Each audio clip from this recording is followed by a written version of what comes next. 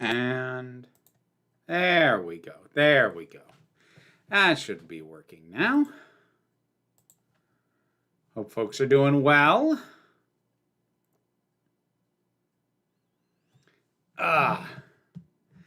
Hey, everybody.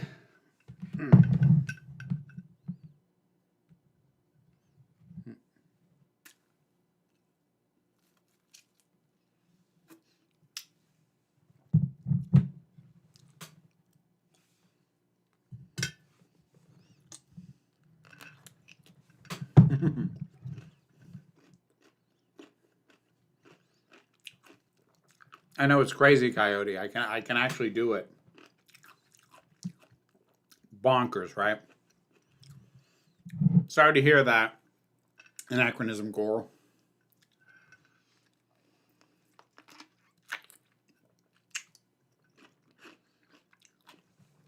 What brand of pickle? Mount Olive is this one.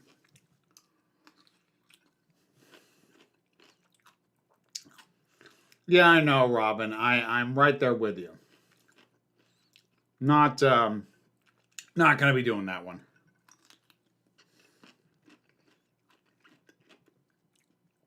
Going to give folks a minute to roll in while I finish this pickle.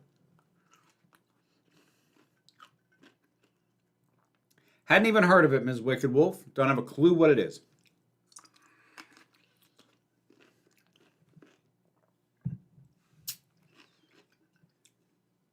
Which is my reaction to most Netflix movies. That is not something I am tuned in on. Like, at all.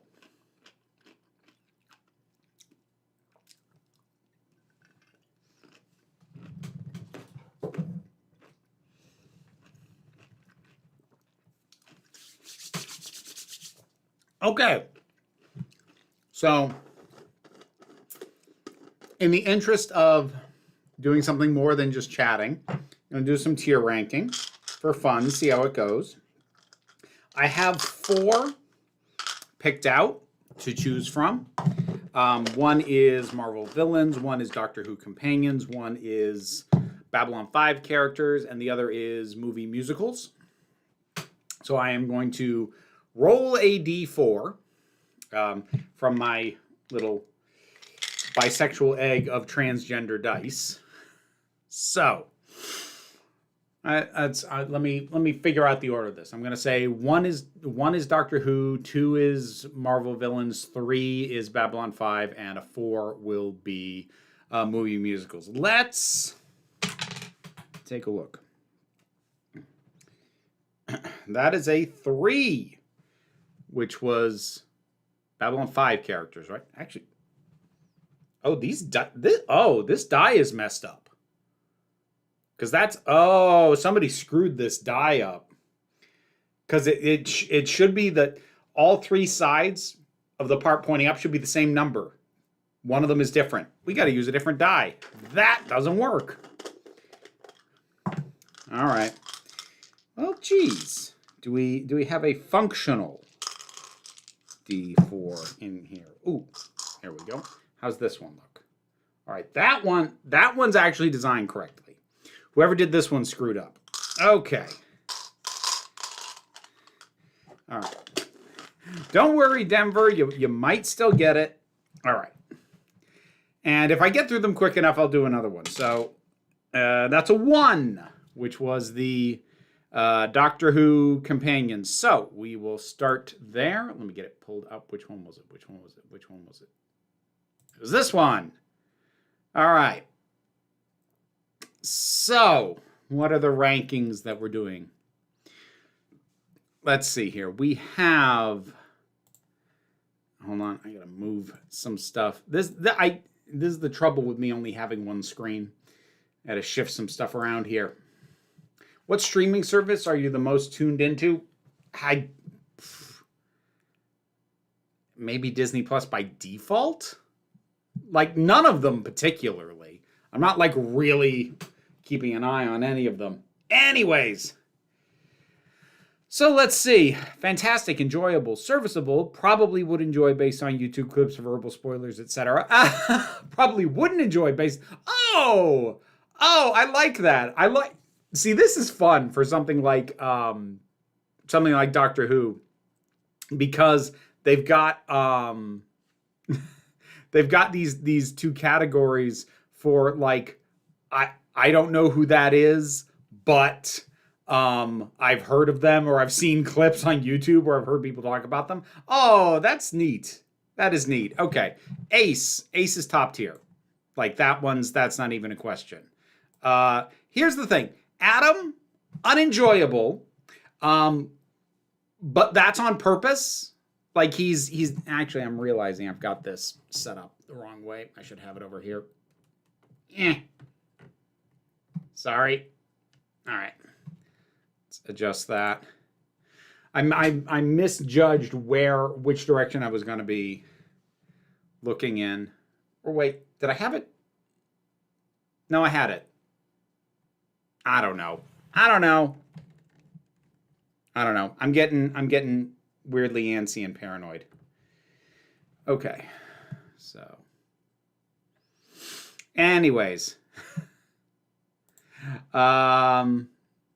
So let's go here. Reminder, while I will be glancing at the chat, obviously, especially while I'm doing other stuff, the only thing that will guarantee that I see your question and or comment and respond to it will be to do it as a super chat, which will also get you the little gay heart of appreciation. So keep that in mind. I will be glancing at the chat intermittently, but not the whole time through because I'm doing this. Adric. Honestly, he's not as bad as people say. He's not great. He's not that bad. Amy is top tier. That's Barbara. Barbara's fine. She's fine. Bill is top tier. I'm not 100% sure who that is. Somebody in the chat might have to tell me who this is in the upper corner here, because I'm not sure I know. The Brigadier. Ooh, Brigadier. Okay, so the debate for me is between fantastic and enjoyable. I like the Brig. I like the Brig a lot. So we're gonna top tier him. Adam's even worse in the comics. I didn't realize he showed up in the comics. All right, let's see. Captain Jack, issues with the actor noted. Also not what we're dealing with today. Fantastic companion. What is that? Yates? Is that who that is? That's like one of the. It's fine, I think. Clara, serviceable. Like Clara is super up and down for me. When she doesn't work, she really, really does not work. But she does actually work for stretches. Series 8 in particular, she actually works quite well for me. Has anybody figured out who this guy in the corner is? Is politics still banned here?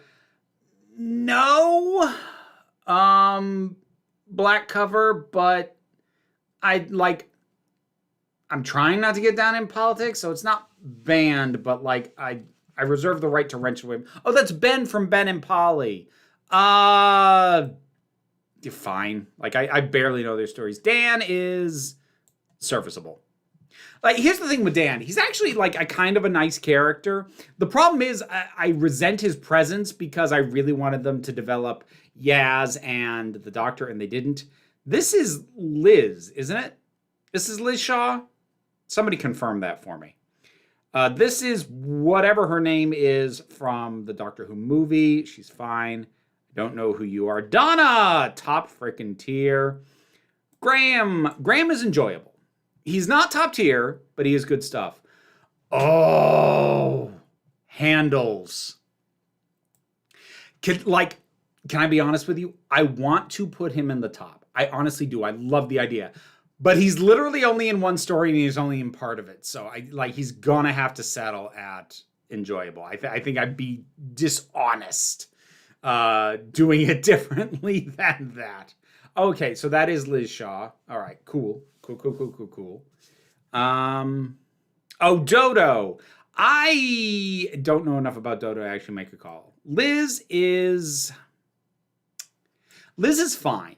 Liz is poorly handled by the story frequently, to be honest. The character's fine. Oh, you. I don't like you. You annoy me. Ian's fine. Jamie. Oh, Jamie goes straight to the top. I adore Jamie. Who the hell? Oh, that's Jenny. There we go. Madame Vastra's wife. I was like, what is her name? I like her. She's fun. Joe Grant. I didn't think I was going to like Joe Grant based off sort of the fandom reputation of her. Not that people didn't like her, but she was kind of thought of as like just eye candy. She's not. She's really great, actually. K9 is enjoyable. I have not seen stuff with Chameleon yet. I'm not hopeful. Who the hell are you? All right, I don't know who's in the corner. You'll have to tell me. I'm going to go with enjoyable. Like, this was between enjoyable or serviceable. Like, I liked enough of stuff with her, like in Lucky Day, like they're pulling her up again. But it's been, it's been up and down. It has been up and down. Should you not put Dodo in the bottom tier? Well, the bottom tier is literally unfamiliar with. I am familiar with who she is, but like that's what I like about this thing is like probably would enjoy based off like because like I know a little about her. I know who she is. I just don't have my own opinion yet. Oh, Katarina. Literally that one can literally go in unfamiliar. Like I know that's a name. I know okay, Leela is another one that even modern Doctor Who, there was one of those like shorts that went in between stuff. I think that I can't remember if it was Amy or Clara who like got the TARDIS to show like previous companions and there was a lingering thing on Leela like because it's the leather loincloth bikini looking thing and like I feel like the impression given to me by the fandom of Leela did not prepare me for how freaking amazing she is. Leela is incredible. I love Leela. She's so good. Madame Vastra, enjoyable. Martha is enjoyable. Like Martha is again a character who is kind of done a disservice by the narrative that she's stuck with. But she is good. Mel is enjoyable. And like that is an improvement from kind of where she said, because I think the first thing I ever saw her in was Time in the Rani, and that was rough. But like stuff they've done with her since then, or even stuff like Paradise Towers, it's good stuff. Let's see. Who we got? Leela was so underdeveloped. I drastically disagree. I think she was wonderfully developed. Mickey, again, issues with the actor, not dealing with it today. I actually like Mickey a lot. I like his arc. I like Nardole a lot, especially as part of the trio. Nissa's fine. Gonna get Josh Snares mad at me now. This is fine. Perry. Okay. I know where I'm going to put Perry, but I'm going to underline about 50 times. This is neither the fault of the character nor the actor. Unenjoyable. But it's because, like, the writers write her like they personally hate her. And it really sucks. It really sucks to watch. Not good. Not her fault, not the actress's fault, not even the character's fault, just the writers. They just seem to really have it out for her, and it's deeply unpleasant. I move Kate down to the fact of her first decade with no development. Okay, I'm not going to, because she's moved up recently in my estimation, so that'd be fine. Would you count the TARDIS itself as a companion? No, it never leaves. The TARDIS is as much of a constant as the Doctor is. So yeah, no, I wouldn't. Osgood, enjoyable. I know some people find her like kind of pandering and like fan wanky. I think she's cute. I think she brings enough charm. Don't know who you are. Somebody will have to tell me. River! River goes up to the top. Straight to the top. Where else was she gonna go? Yeah, somebody will have to tell me who that is. Romana 2. All right, the Romanas are tricky because there's issues that I have with both of them. Because both of them also have good stuff, but like Lala Ward has really great performance chemistry with the Doctor, but I don't super enjoy how Romana was being written at that point.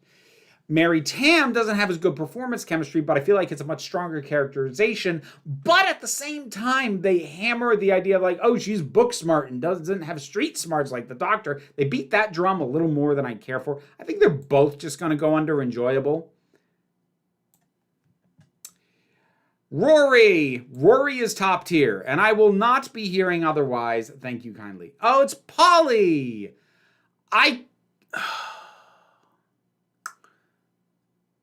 I've seen Polly in a couple things. Polly is fine. Polly's fine. Rose is serviceable. Oh, that's another one that's going to get everybody mad at me. Look, there's nothing wrong with Rose. Rose is a very good start for the show. But honestly, it's series 2 that brings it down for me because first of all, I don't enjoy Doctor companion romance in the first place, like period as a thing. And I really don't enjoy like her whole jealous streak that she has, which felt really prominent when I rewatched it. I'm like, wow, this is very in your face. And I don't like it. And it's not like it's out of character or something. Like, yeah, no, it makes total sense, but just meh. I didn't enjoy it. Ryan, serviceable. I don't know who you are. Folks are gonna have to clue me in and help me out again for that one. Let's see. Sarah Jane.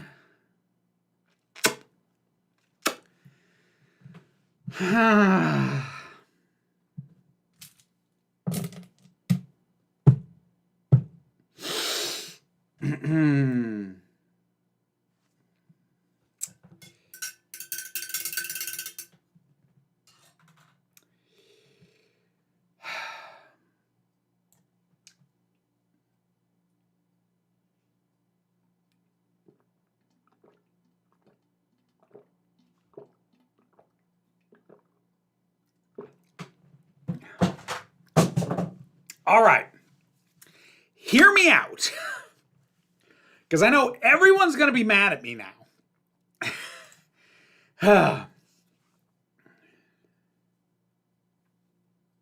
You can't see. Oh, you can't see who's below. Oh, okay. I'll deal with that in a minute. Here's the thing about Sarah Jane. Inconsistency is the issue. And yes, Black Cover, I am. So, I love Sarah Jane's first story. Who she is in her first story is who I wanted her to be. And it's not who they kept her as. She is self-sufficient. She is quick-witted. She can hold her own. She's strong-minded.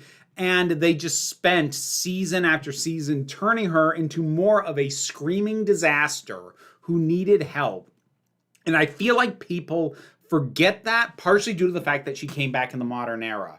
And people have idealized her since then. And I also kind of take issue with some of what they did with her in the modern era, especially her first return appearance in School Reunion, because the idea that she was in love with the Doctor, which is what that entire thing implies, I don't like. And I actually think is kind of a betrayal of who she is as a person. So, yeah. Sorry.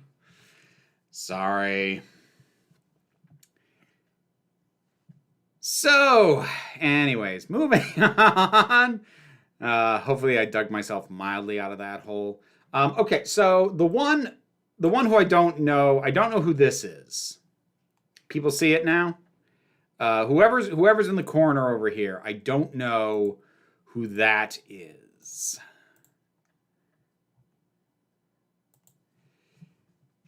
Somebody bring up Ark in Space. Yeah, that I think that's the classic story that I'm doing this month in the break room.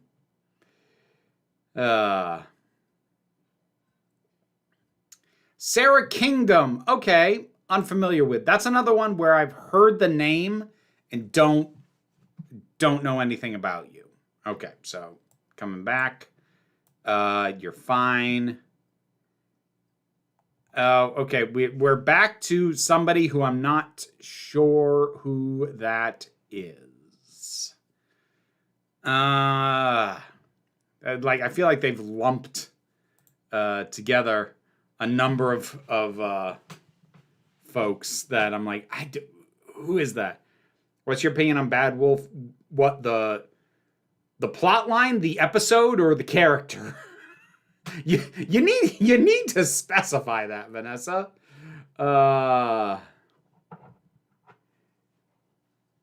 If Wolf doesn't go in top tier, there will be riots in the streets. Stephen Taylor. I don't know who you are. Okay, so scrolling back up. Strax. I think Strax is fun. Like, he's kind of... Yes. You can kind of a little bit blame him for like how jokey the Sontarans have been treated since, but I still think it works with him specifically as a character.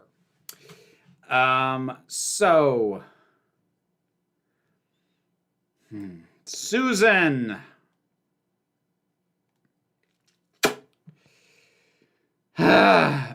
I'm sorry. Look, she's so fascinating in the first episode, but then she's just the young person who doesn't know stuff that they exposit to and ends up in distress and screams most of the time. She is so interesting when she first shows up in that very first episode, and after that. All right. Who we got? Actually, you know what I gotta shrink this a little bit so I can see. Tegan. Tegan's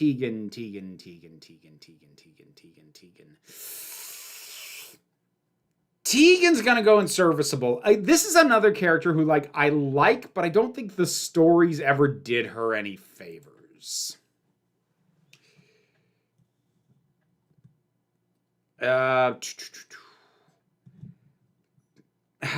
And here we are again with people who I don't know. I don't know who the next two are. I don't know who either of these two are, so people are going to have to fill me in. Is screaming constantly a deal breaker for you as a companion? Deal breaker, no, but it's a big red X and a see me note. You know what I mean?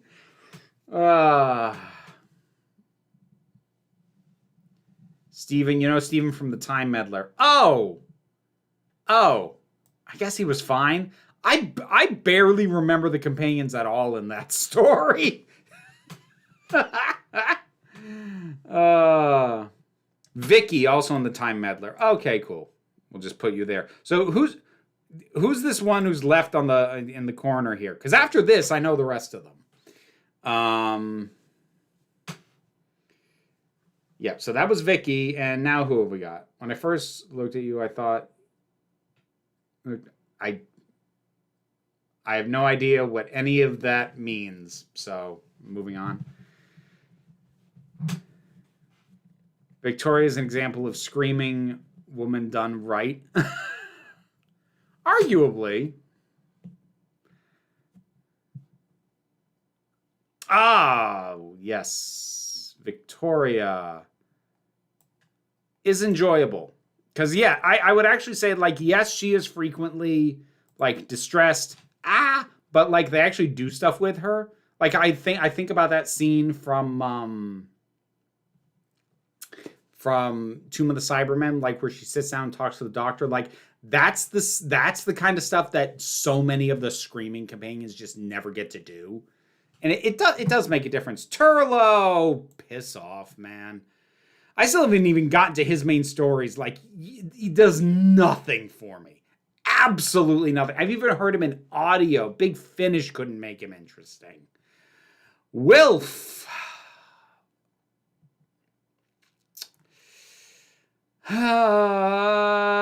Kidding. Yaz. Yaz could have been great. Yaz could have been really, really great. She wasn't. She could have been. Boy, that was a shame. Just across the board, that was a shame.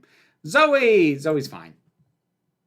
Zoe's fine. So there we go. There's a Doctor Who companion list. What have I got left? I've got 3 left to pick from. So what I'm going to do is I'm going to roll a die that actually basically functions as a D3. So I'll explain that in a second.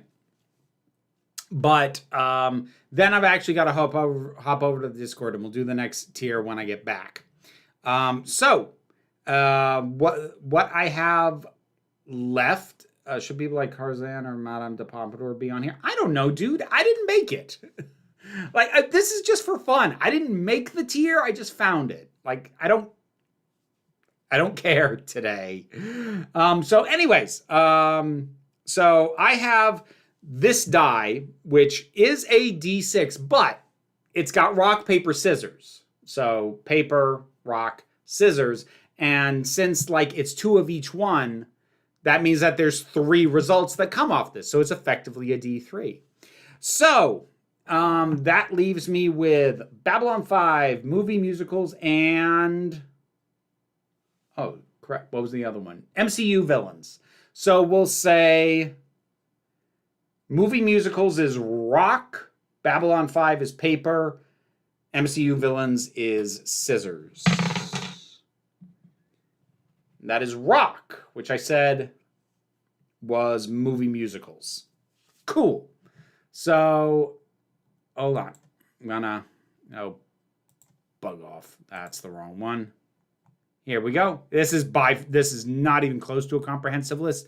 But, first of all, let me switch this, because I'm actually going to pop over to the Discord and check the questions there. Reminder that the Council of Geeks Discord channel is a Patreon exclusive perk, and you do get your questions answered over there as well. But I'm going to pop over there, answer some questions. If you have any questions you want to leave me in the meantime, I cannot stress enough, probably a good idea to do it as a super chat, because I'm not going to scroll back up through the chat to find stuff. So, the Discord. I'm going to get through these as quick as I can. I just re-listened to part of comedian David Mitchell's 2012 autobiography. In the bit I was listening to, he talks about how it bothers him that some people suspect he's closeted, and that bothers him because the implication is he'd think there was something wrong with being gay and hiding it. Is it wrong to assume people being closeted necessarily means they have internalized bigotry?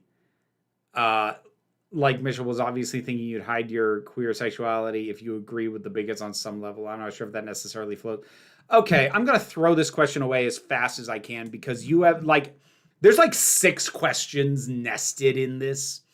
Here's the short version. It is incorrect to assume that somebody who is not publicly gay but is secretly gay is doing it out of shame. That is not necessarily true. Some people are legitimately just private about their love lives and they think it's none of your damn business. It is not incorrect necessarily for somebody to believe that outsiders will assume that. It is a very standard thing that if people find out you were hiding something that they assume you're ashamed of it. So he's not wrong that people will make that assumption. Is that assumption correct? No. But again, this is a multi-layered question and we're moving on. In Alien Earth, they expressly say Weyland Yutani and 4 other companies basically run the entire planet in the Alien universe. The franchise obviously isn't saying it's a good future, but are they inadvertently giving capitalism too much credit by showing the world being at least somewhat functional under that kind of system? No. No. Hey, you're arguing with the basic premise of the world. Like, this is what willful suspension of disbelief is. This is what the premise is. You either buy it or you don't. And if you buy it, you need to move on. Like, no. I don't think it validates capitalism to have something set in a future where a corporate capitalist society appears to be functional. Like, it's clearly dysfunctional. Like, okay, I'm getting worked up, and I don't mean this as mean as it's going to come across. How much attention have you been paying? It is not functional. It's deeply dysfunctional. We are currently mostly within the view of the people who are, to some degree, privileged within that system. So to them, it seems functional. It's not, and it's really clear that it's not. Do you think Andor would work as well if it was set in an entirely original universe rather than Star Wars? No, I do not. Absolutely not. It wouldn't work nearly as well. That foundation is a huge, huge part of its power. And the fact that it is giving that level of scrutiny to a work that many people approach as if it is disposable is part of its power. Absolutely not. Why do you think so many acclaimed Netflix movies such as Bird Box, The Platform, and The Old Guard produce such disappointing sequels? Same reason most movies produced disappointing sequels. It was a cash grab. There was no passion behind it. I am going to point out Bird Box. Bird Box was not acclaimed. Critics actually didn't like that. It performed very well with audiences, but critics didn't even actually like that one. But Bird Box and The Platform in particular were not built to have sequels. The Old Guard was, so it's an open question what the hell went wrong there. But overall, like, these are sequels being made for the sake of having a sequel and for no other reason. You can smell the lack of passion. Producers of the board game Codenames Back to Hogwarts. Oh, God.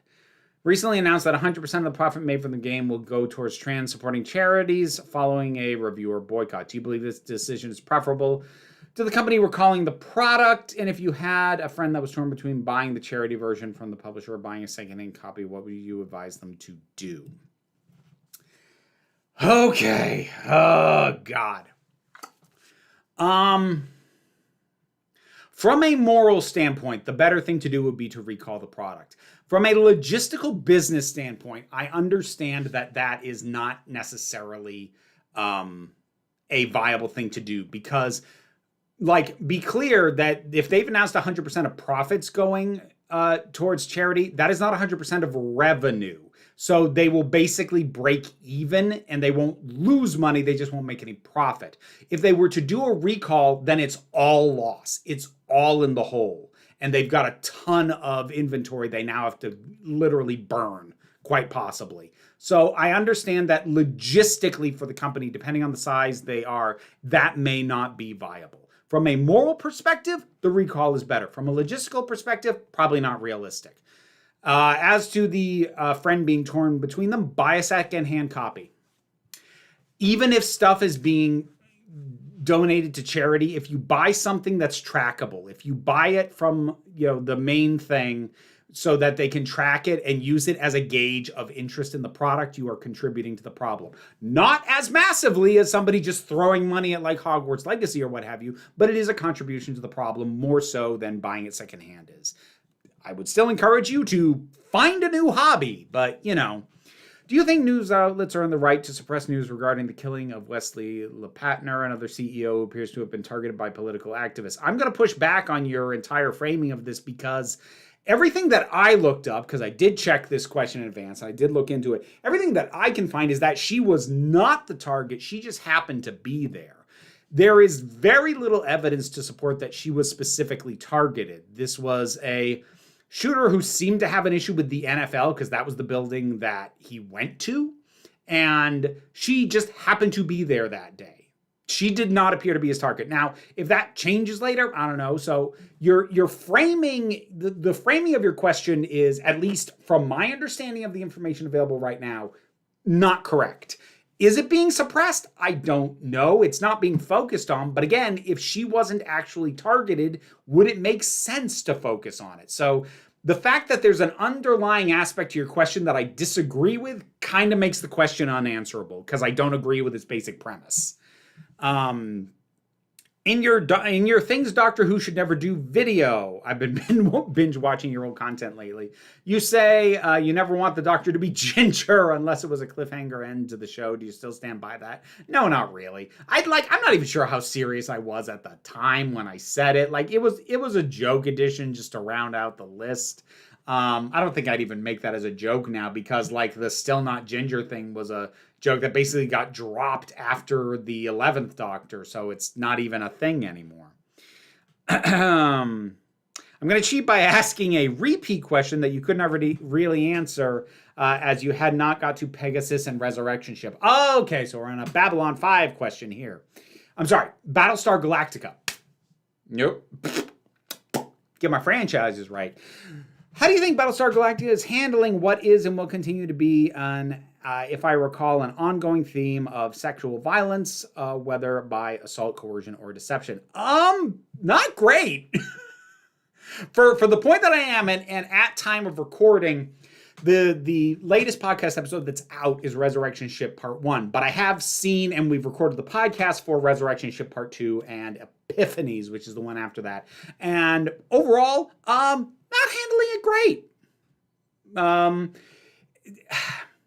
It's not handling it in a way that's like, oh my God, you people are awful and malicious and you know what you're doing. It's handling it in the way that you can tell this was a writer's room made up mostly of and headed by men.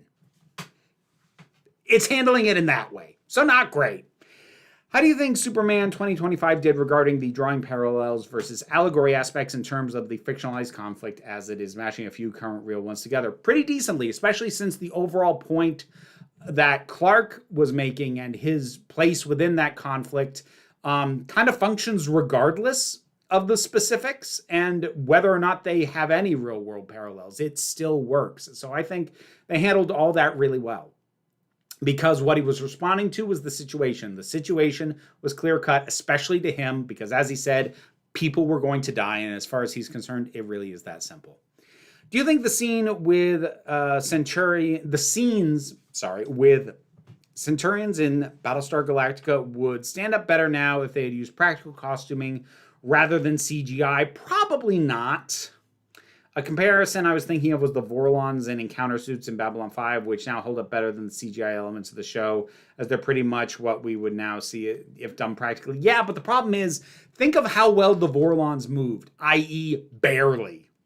While some of the effects for the Centurions don't look great, I absolutely, given what the Centurions have to do, which is fight and in some cases run, yeah, no, doing it as a practical suit was not especially viable on a TV budget. I think they made the right call, even though the results are sometimes laughable.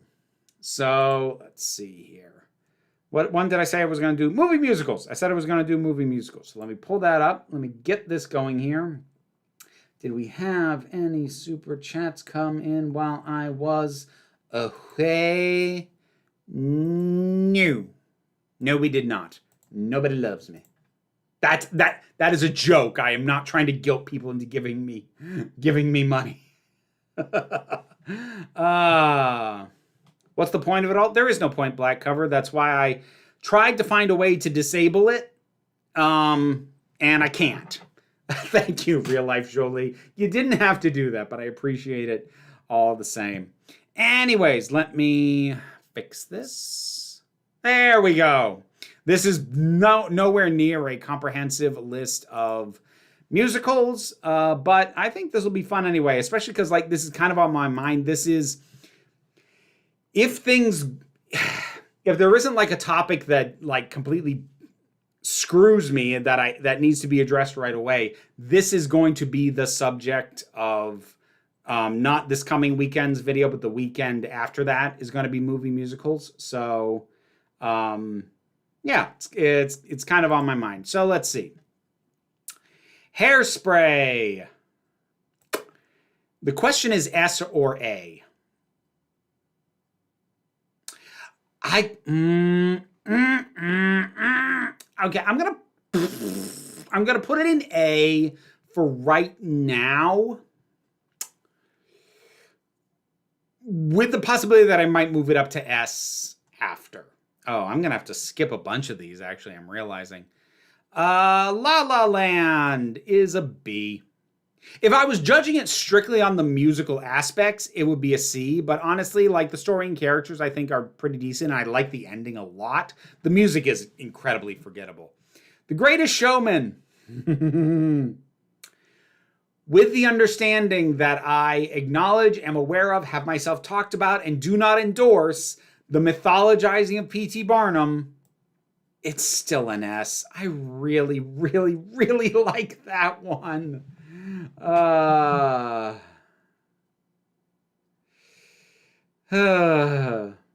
Just made the chat with the hopes of catching your attention. My question about Thunderbolts. Have you seen it? Are you planning to review it? I haven't seen it. When I see it, I probably will. But no, I haven't seen it. Dear Evan Hansen, I haven't seen. West Side Story. All right, I haven't seen this version, but I'm going to judge it based off the version that I have seen. I'm going to call it a B. Moulin Rouge, that's a C. That movie gives me a freaking headache, man. Grease, that's a C. Like, there's some charm to it, but it's kind of gross. All right, Pitch Perfect shouldn't be on here. Pitch Perfect shouldn't be on here because the songs are diegetic. Or, like, they're not, the characters aren't bursting into song. Like, a cappella competitions is the point. That's not a musical. At least to me, it's not. Like, it's the exact same reason that School of Rock, the movie version, would not count as a musical. That having been said, since it's on here and I have seen it, might as well rank it. We'll put it at B. Mamma Mia. Oh, cripes. On the basis of stupid fun, like, I was gonna put it in C, but then I was like, okay, honestly though, if someone were to ask me, do you want to see Mamma Mia, Moulin Rouge, or Grease, I would say Mamma Mia, and it wouldn't even be a hesitation. So, like, I just got to keep myself honest there. Burlesque, haven't seen it, also not a musical. Aladdin, haven't seen it, but you know what I'll do? I'll cheat. And even though I know this is not the animated version, I'm going to rate it as if it is the animated version. Otherwise, I got to skip a whole bunch of these. That would put it as an A. Mary Poppins Returns, never saw it. Prom. It's a B. I remember having fun at the time. It's just kind of forgettable. Like, I remember having fun, but I just don't remember anything about it. Yeah.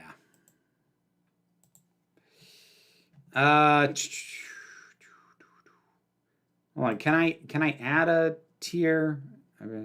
Ooh, I can. I can add a tier. Come on. Oh, dang it. Oh, whoops. Ah! I did too many. Shoot. Hold on. So let's clean this up a little.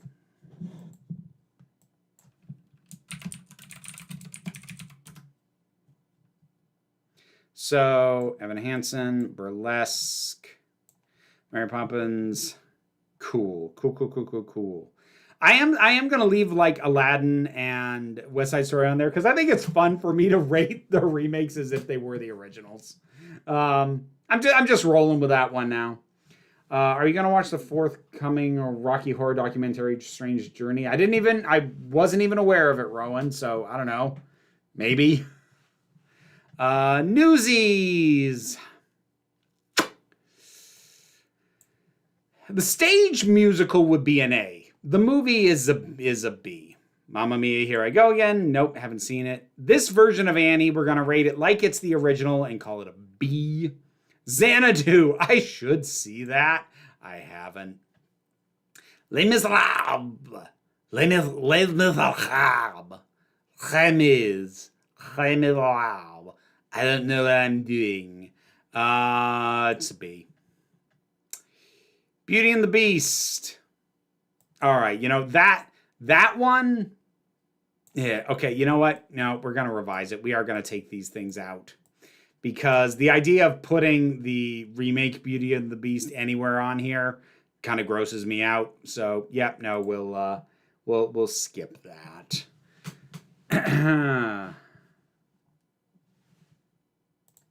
Dreamgirls, didn't see it. Into the Woods, not good. In the Heights, it's fine. Chicago's really good. Chicago still holds up. I feel like it's faded for a lot of people. That one still holds up really well, actually. Phantom of the Opera, nope. Not good stuff. Actually, do I want a D?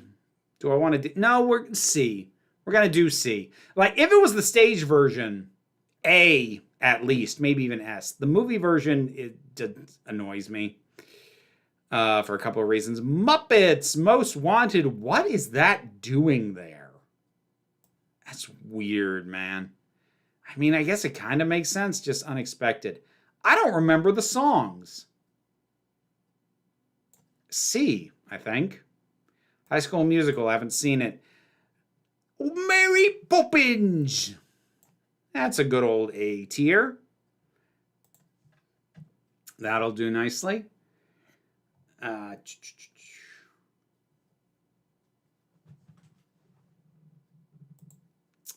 Oliver. I like Oliver. I like that movie. I think it holds up well. Rocky Horror's top tier for me. I don't disagree with anybody who dislikes it, particularly for, you know, some of the aspects of the story. I know that, like, the issues of questionable consent make it real iffy for some people. I don't disagree with that, but I love it. School of Rock, not a musical, but it's on the list, so I'll grade it like it is, and we'll put it at B. I'm not a super big fan of the extended liar revealed plot line, you know, where you're just waiting for people to figure out that he's not who he says he is.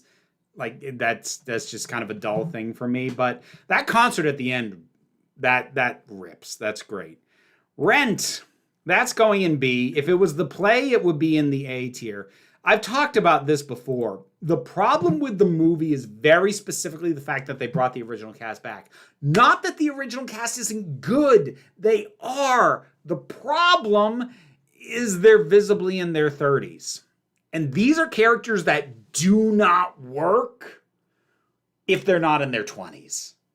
Like, the entire energy and perspective and beliefs and actions of the characters make total sense for 20-year-olds who are young enough that they, you know, they're still figuring themselves out. They still got that rebellious energy. People in their 30s behaving like that come across like douchebags. That, I think, is the overriding problem with the Rent movie. I've seen other people complain about other aspects of it. I think that more than anything, that is the problem with that movie. Rocket Man. Gonna put that in A tier. There was a part of me that was like, maybe S tier. No, A. Gonna go with A. That was real good, though. That was real good stuff. Little Shop of Horrors. That can go up straight up to S tier. I probably would have put it at the A tier like a little while ago, but having rewatched it relatively recently, I really, it's really good. It's really fantastic. And yeah, it belongs up at the S tier. Tick, Tick, Boom. This might be a controversial choice. I think that is an S tier musical. Now, granted, part of that is I am in awe of the adaptational choices of it. Part of my love for it is I think it is one of the smartest adaptations I have seen, because you can tell that Lin-Manuel Miranda, who adapted it, knows the original musical, loves it, but also recognizes the flaws in it. And not in like a, oh, this is kind of embarrassing on PC, we got to update it kind of way. Just in a, no, that song didn't really work. We'll reference it, but we won't sing it kind of way. Because Tick, Tick, Boom, the stage show is real rough around the edges. And it smooths out real nicely for this. Now, if I were watching it in a vacuum and didn't have the knowledge of the original version and wasn't viewing it as an adaptation with really brilliant adaptational changes, it would be an A. I'm putting in an S there because of my taste. High School Musical, never saw it. Willy Wonka and the Chocolate Factory, we're going to put that at an A. I would put it higher, but honestly, there is not that much singing in it. The singing kind of stops. Other than the Oompa Loompas partway through. How do you feel about stuff in School of Rock about fat acceptance? Good moments. It keeps intermittently going viral on TikTok, especially that clip of him being all like, "'Cause I'm sexy and chubby, man. Why don't you go on a diet? Because I like to eat. Is that a crime?" Like that sound keeps going viral on TikTok every few months. And I like it. That's a good moment. I am down for body positivity in general. Pitch Perfect 2, never saw it. High School Musical, never saw it. Is that the same one? Is one of these? Whatever. Enchanted. I'm going to call it a B because I remember the story being fun. I only kind of remember one song. And that's the one in Central Park. I don't remember any of the other songs in it. Yeah, they've got High School Musical in here twice. Somebody was a fan. High School Musical 3, didn't see it. The Muppets, that's A. Actually, you know what? No, that's S. I'm kind of annoyed that they have the Muppets, but not the Muppet movie, like the original from the 70s. But I really, really liked the way the music was handled here. Like there are great new original songs. Life's a Happy Song is a fantastic one. And like when they get to Rainbow Connection, I cry. So like, yeah, that's an A. Matilda, the musical, didn't see it. Wizard of Oz. Wizard of Oz is an all-timer. Like that has to be an S tier. How much time we got? Not a lot. I think I'm going to try and speed run Babylon 5 characters if I can get this message to go away. Oh yeah, there's few enough here. I think I can pull this off. I think I can do this. Okay. I've only got a few minutes left. Did you notice the controller in Day of the Daleks was the sweet shop guy from Willy Wonka? I didn't, Rowan, but somebody pointed out in the comments. Okay. So Sheridan. What have we got? Brightest Star in My Sky, Star Stuff, Abso-Fraggin-Lutely. There's been more than a few times I wanted to deck you, but oh, he's a cutie, isn't he? I want him off my station. Now get the hell out of my galaxy. Okay. Now I'm judging these as characters, not as people. Sheridan. He's a good guy. There were some moments. Ivanova. Ivanova's good. Ooh, you know what? Ivanova's top tier stuff. Garibaldi. Okay. Here's the thing. Like, he was so good at what they didn't realize they were doing. Garibaldi is an amazing indictment of misuse of police power. It's just the show doesn't realize that. Delenn. We'll go there. Franklin was up and down. And like, I feel like I can't go higher than that because a big part of my like of Franklin was my headcanon that I came up with, that I did an entirely different, I did an entire video on my headcanon that made me love him. And I feel like that's giving him too much credit. No, Lori, Ivanov is not God. God sent her. Let's be clear about that. Oh, Lanier. Okay, the question is, how much am I going to count the last season stuff against him? That's the question. Oh, I really liked him up until about the end. All right, you can go there. Is that Marcus? He's cute. Get him off my station. Is that Zach? Or is Zach somewhere else here? Yeah, I think that's Zach. I don't know. That doesn't look like him, but I don't see him anywhere else, so it must be.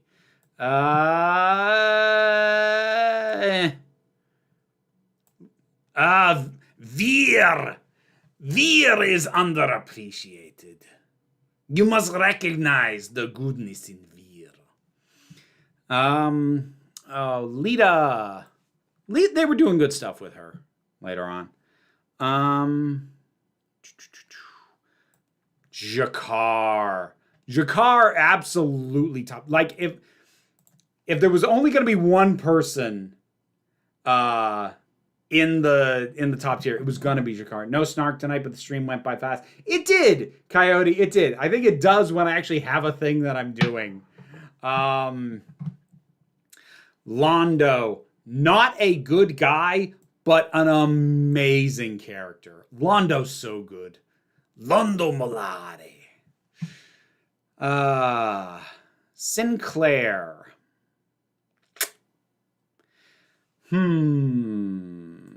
You're going here.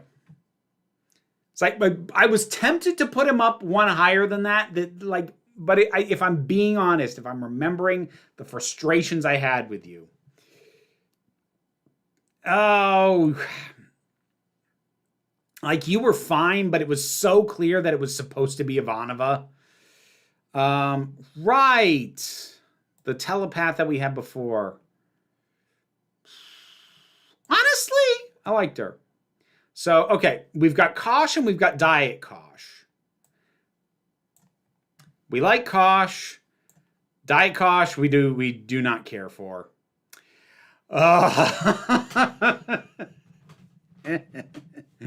Everybody's favorite fascist. It's Bester. Oh, he's like Walter Koenig is so incredible in that part. Like I'm going to have a hard time thinking of him as a Star Wars character, thinking of him as Chekhov anymore, because he's so good. He is so good as Bester, and he's the Weasliest little shit. Oh, he's so good. God, I love him.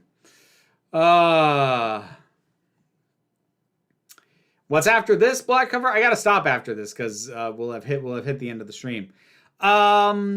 Morden.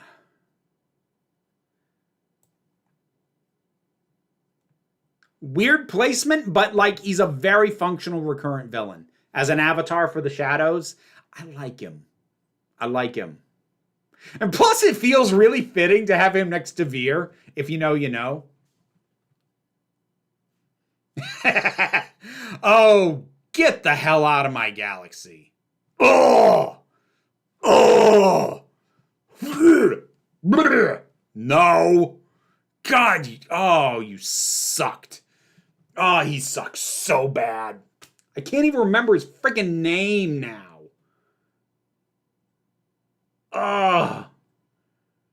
What was your name? You know what? It doesn't matter what your name is. You sucked.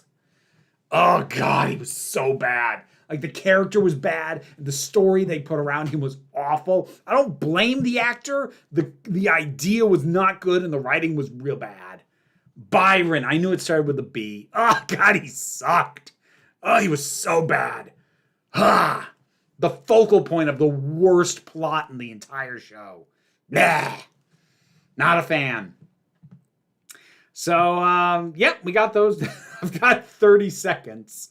Well, okay, you know what? Here's what we're going to do. I'm going to literally speed run this. No explanations. I'm just going to place. See how fast I can do it.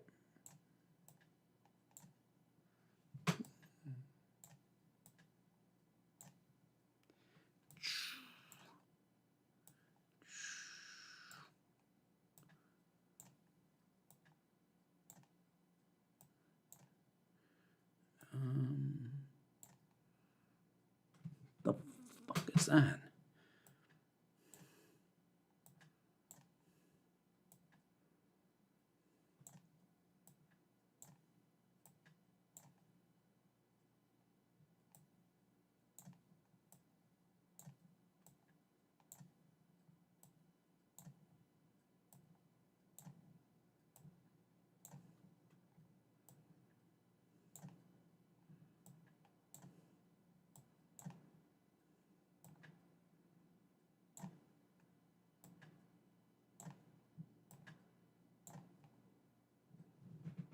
Hmm.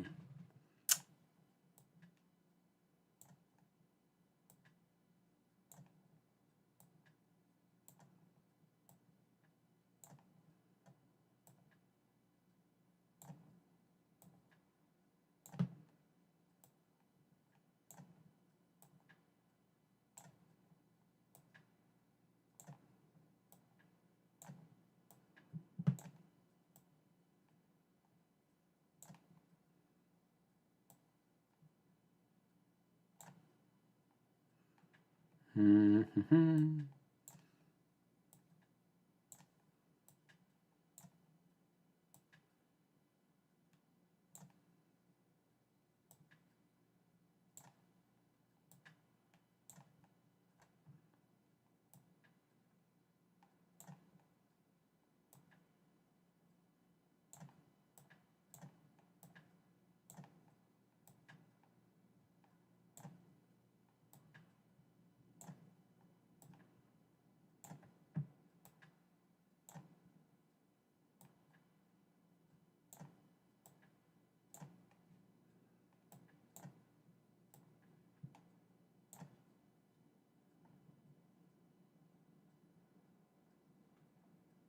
Oh, God. Oh, they're pulling from the Netflix shows, too. That's why I couldn't recognize some of these people.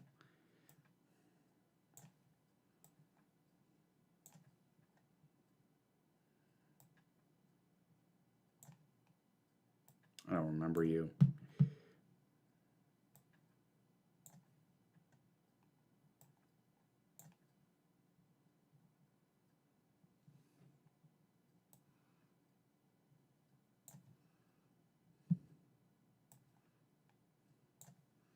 We are filling up the D list here.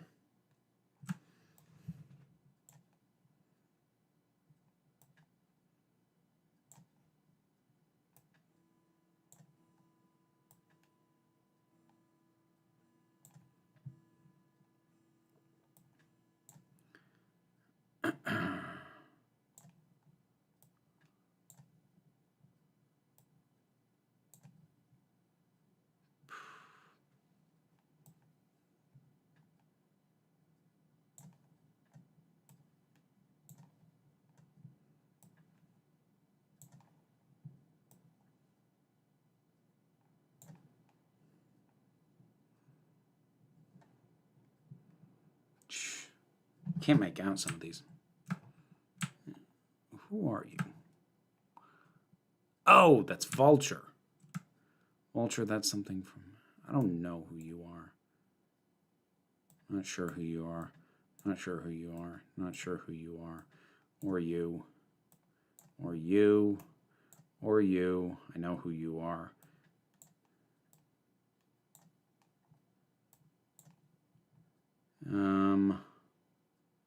I don't remember you. I don't remember you. I don't remember you.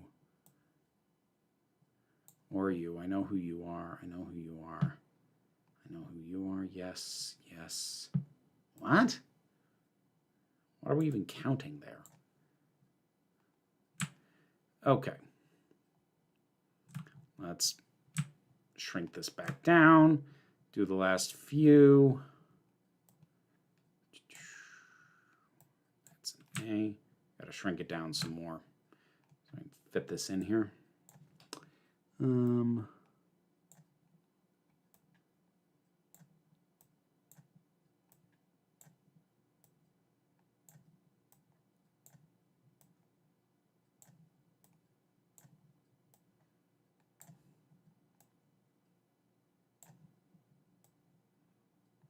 There we go. I did all four. Huzzah! No explanations, just results. Anyways, thank you for joining me, folks. This was kind of an experiment to see how it went running it with like an activity. It kind of did feel like we burned through. I feel like if I'm gonna have us, you should save this and explain it next week. Nope, I will not be doing that. I think in future, if I'm going to do something like this, I need to do like an hour and a half stream. Because, yeah, it felt a little cramped for time. So next week, I'll probably be back to normal. Later on this evening, I will have a review up in the break room of Geeks for the third episode of Strange New Worlds. I'm trying to catch up on that. And then Wednesday, gaming stream in the break room. I think it's going to be Night in the Woods. And the Saturday video, which is about hatedoms as opposed to fandoms, that is currently up for early access on the Patreon and for YouTube members, and that will go live on Saturday. Reminder, I am no longer doing the premieres. That is just going to go live. Why not just a game? Because I already do a gaming stream 255. I do that already. That's not what this is. So yeah, I think that's about it. So thank you very much for joining me, folks. You take care of yourselves. Be well, be safe, be kind, and please remember that you are beautiful, you are valid, you are loved. You're the council. I'm just running the meetings. And until next time, this council is adjourned. McCavity!